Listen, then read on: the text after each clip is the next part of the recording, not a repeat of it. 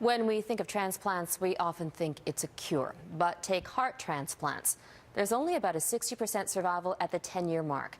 That's why research is so important. And no one knows that more than global reporter Elaine Yong.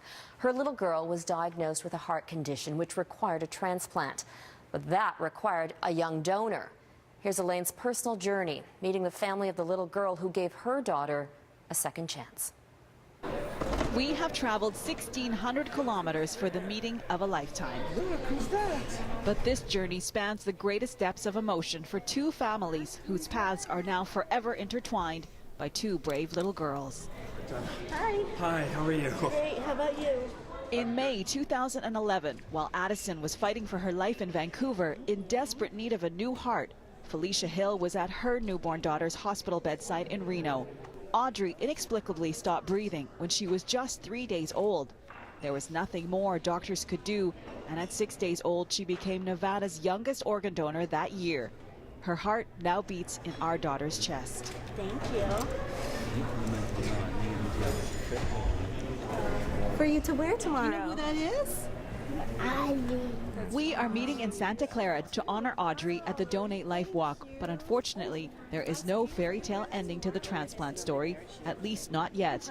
Addison must take toxic anti-rejection drugs for the rest of her life with many side effects. 10-year survival for hearts is around 60%.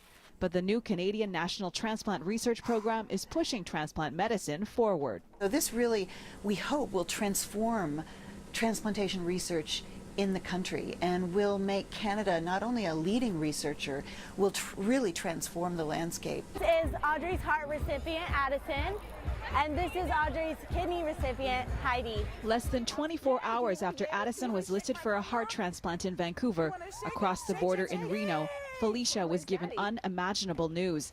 She said yes to organ donation, and Audrey's gift of life went to our daughter, the closest and sickest baby waiting for a new heart. I did not think about it. Really? Didn't hesitate. I knew that there was nothing left they could do for Audrey. For me, it's not about grieving over my loss. It's just believing that something amazing was happening. And I had no idea what was happening. Oh my gosh.